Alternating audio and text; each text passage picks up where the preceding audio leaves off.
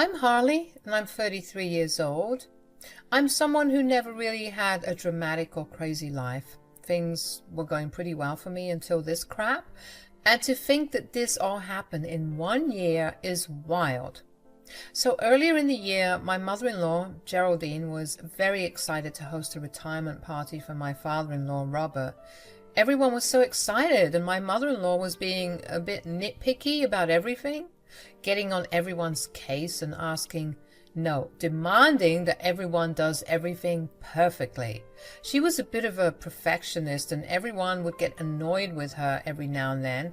But to be honest, we were just so excited to give Robert the best retirement party he'd ever seen, because he worked so hard and he deserved it. Don't I at least get to know what the theme of the party is? Nope, not one bit. It's a surprise, Dad. I know, but it's killing me. Just give me something, anything. Just know that it's going to be the best party you've ever been to. Don't worry about the rest.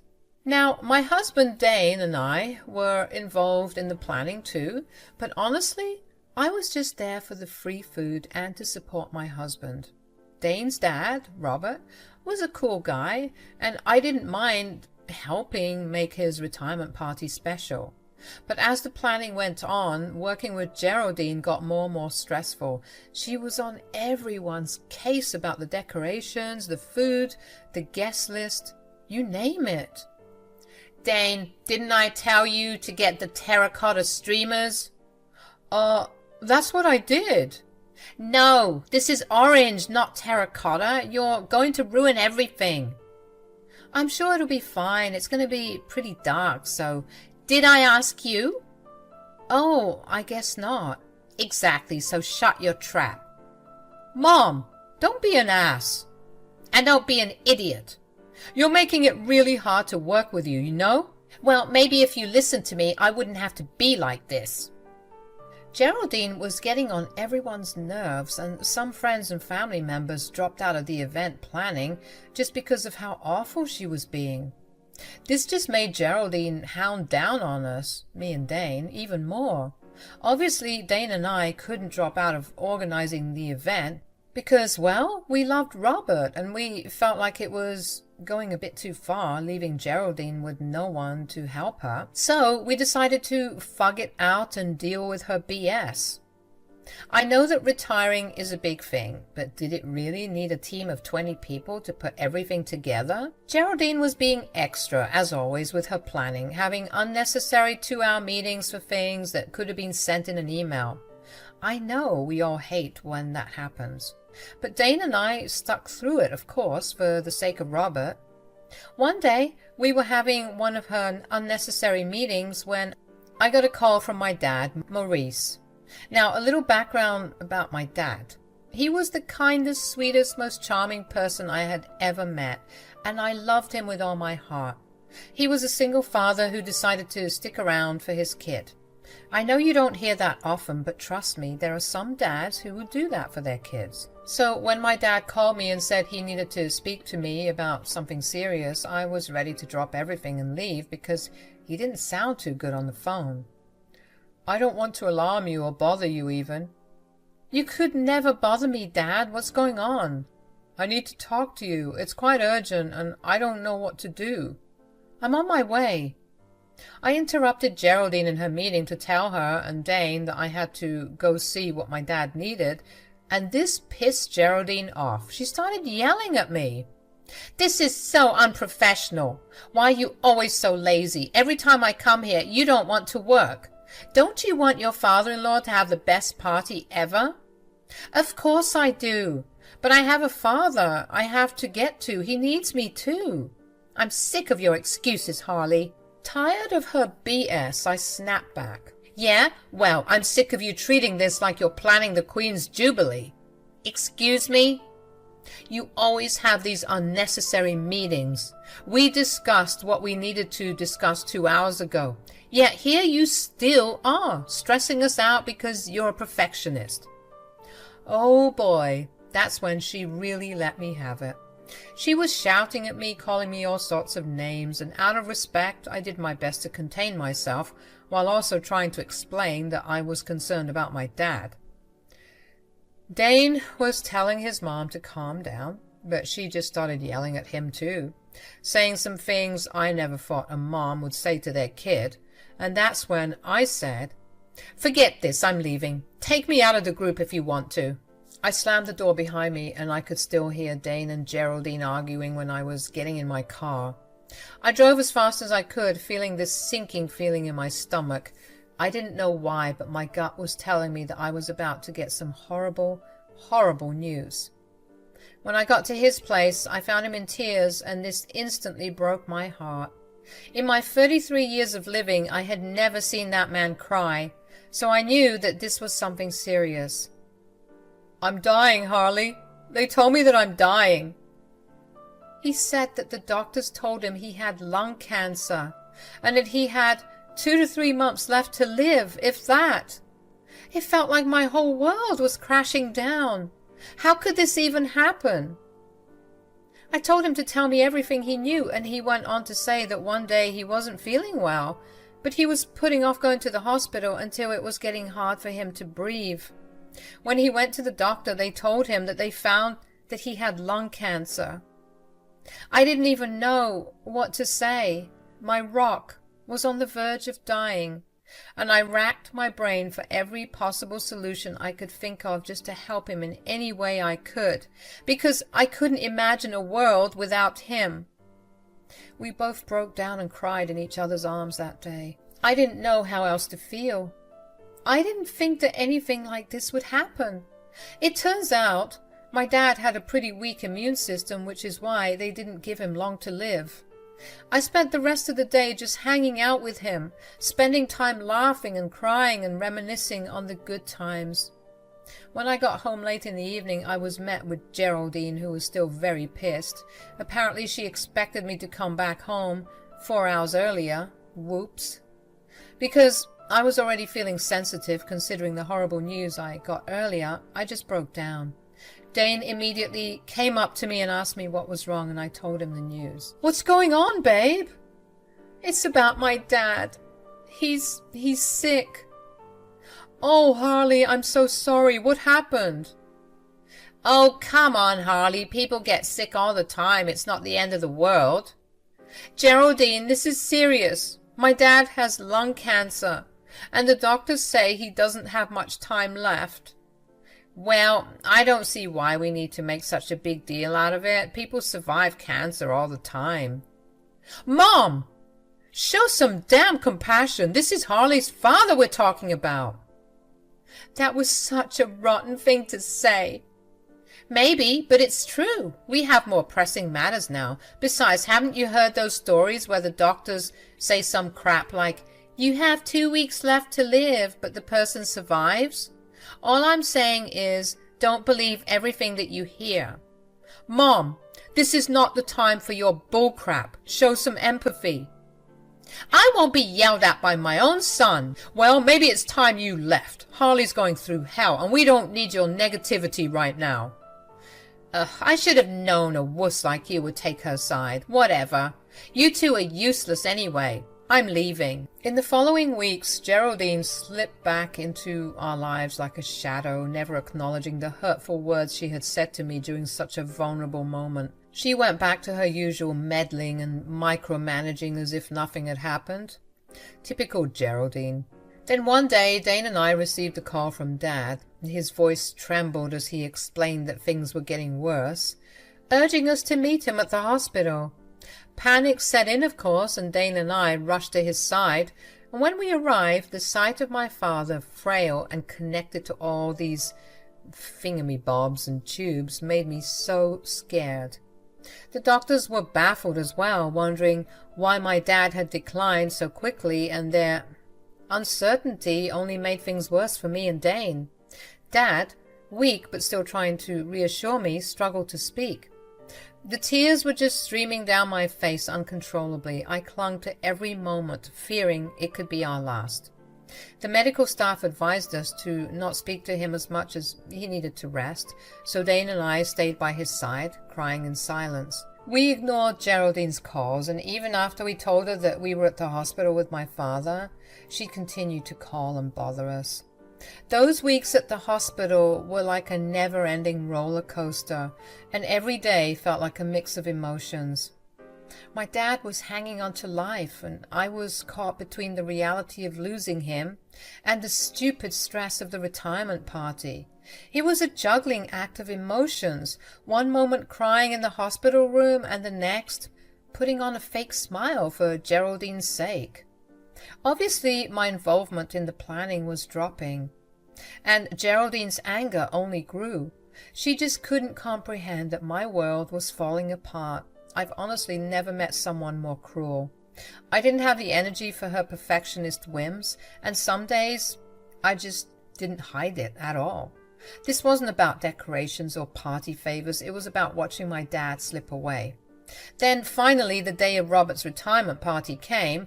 Geraldine, being the queen of the event, seemed a bit more composed and relaxed.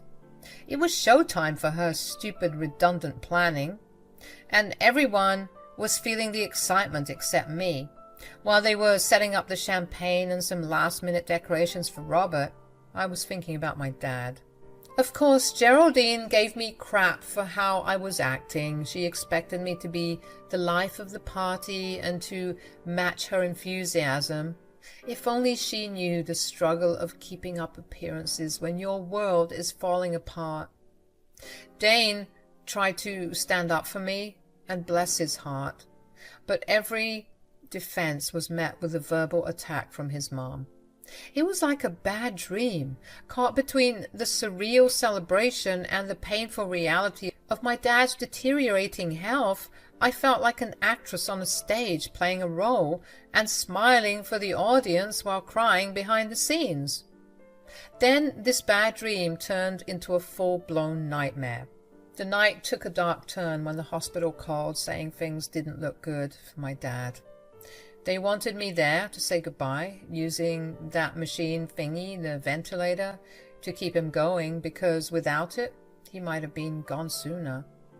It hit me like a ton of bricks, and I hurriedly grabbed my stuff to rush to the hospital. But just as I was making a beeline for the door, Geraldine, the party maestro, blocked my way. "Where the hell do you think you're going?" I told her what the nurse had told me, explaining the urgency that every minute counted, but Geraldine, lost in her own world of perfect parties, wasn't having it. Instead, she started yelling, insisting that I stay because the party was more important than my dad dying. At that moment, shock met grief. How could someone be so heartless? How could she care more about her perfect party than my dad literally dying? It was a level of cruelty I just couldn't wrap my head around. "How could you say that, Geraldine? What the hell is wrong with you?" "What the hell is wrong with me? What the hell is wrong with you? I've asked you multiple times to stay here and help me host this party." "Well, everything seems to be going well on this side. Why do you need me?" "Because it's all hands on deck, Harley. I know you wouldn't understand this, but I love my husband enough to throw this party for him. Everything needs to be perfect. I forbid you from seeing him." "You forbid me?" "Yes. I'm not going to let you or your sick dad ruin this for me. I mean, Robert. Don't you dare leave." "I don't have time for this crap. I'm leaving whether you like it or not." I stumbled towards the door, Geraldine still yelling behind me, turning our disagreement into a public spectacle. So much for having the perfect retirement party, right? Why would she cause a scene at something she's been working on for months? It just didn't make sense. I was starting to think that this whole thing wasn't even for Robert, but just something that she could show off to her rich and fancy friends. When she was yelling at me, she made it sound like I was the heartless monster. And when I glanced back at Dane and Robert, they looked concerned. They knew about my dad's situation, of course, so I'm sure they didn't mind. In fact, the only person who seemed to mind my absence was Geraldine. Dane tried to join me on the mad dash to the hospital, but his mom, of course, stood in his way, starting an argument with him.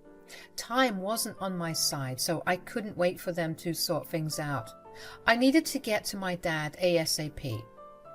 Rushing to the hospital, I found him looking weaker than ever. Every cough seemed to rack his body with pain. He couldn't even speak, and I knelt beside him, tears streaming down my face. It felt like the entire world was collapsing around me. In that heart-wrenching moment, I knew I was losing my dad. In the middle of the chaos, Geraldine's calls kept coming. Annoyed and grieving, I blocked her number. Wanting to spend whatever time I had left with my dad, I poured out my heart, telling him how much I loved him and how I'd missed him. Minutes later, his heart monitor flatlined and he lay completely still.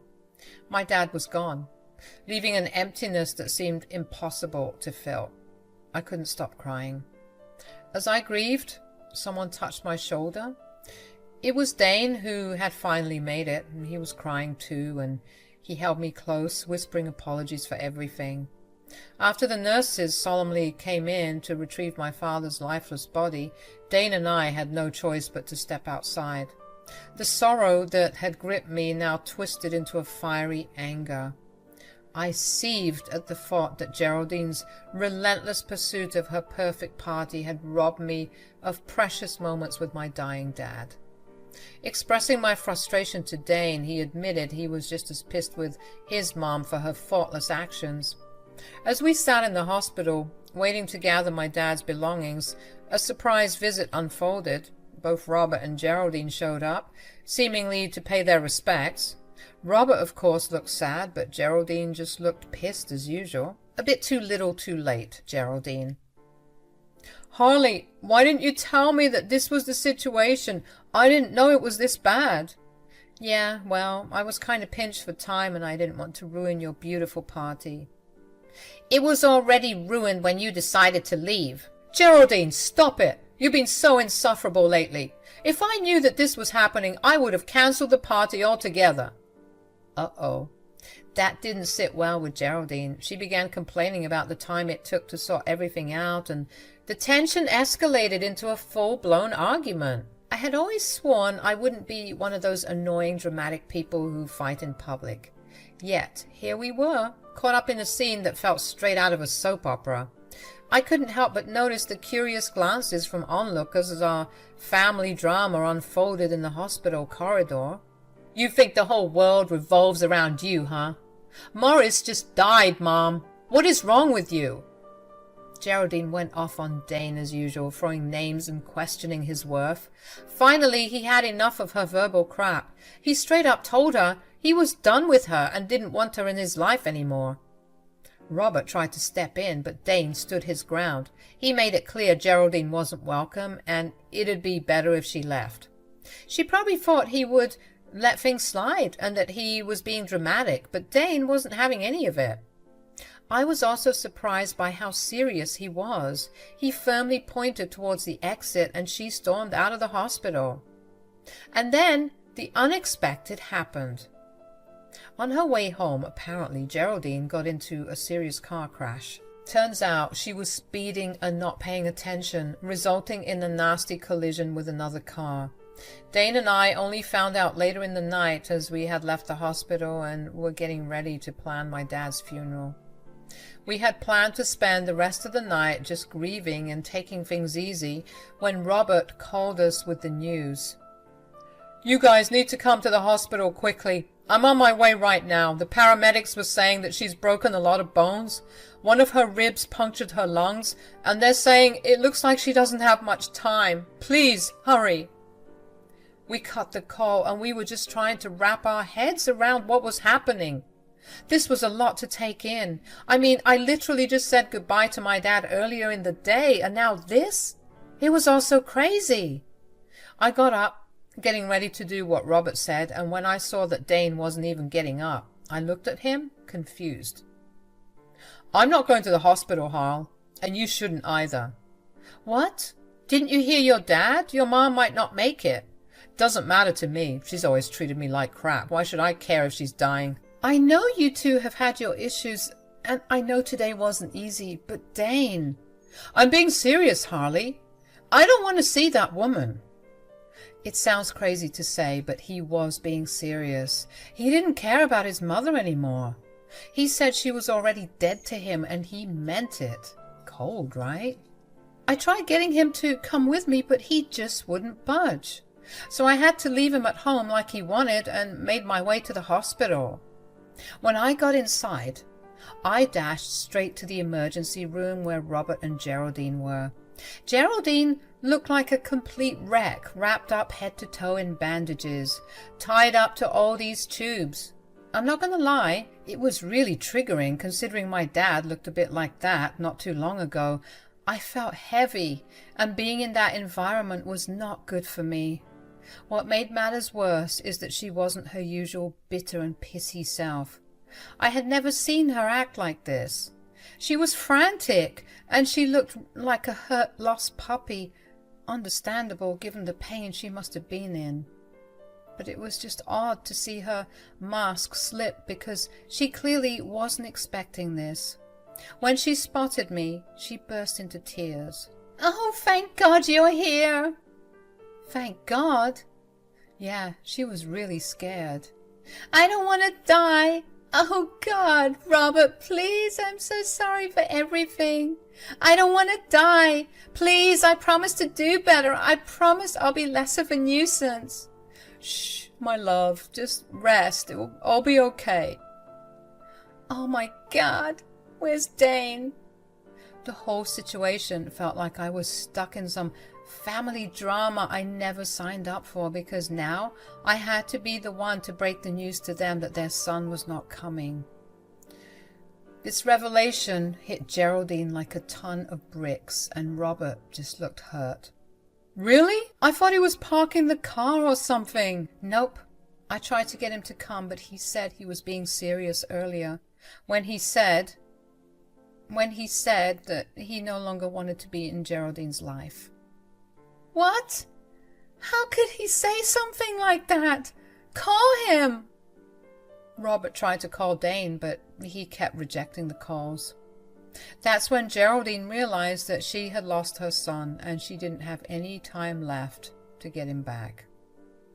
There was some awkward silence in the room after that, and I wanted to crawl in a hole and die. I can't believe he doesn't want to come.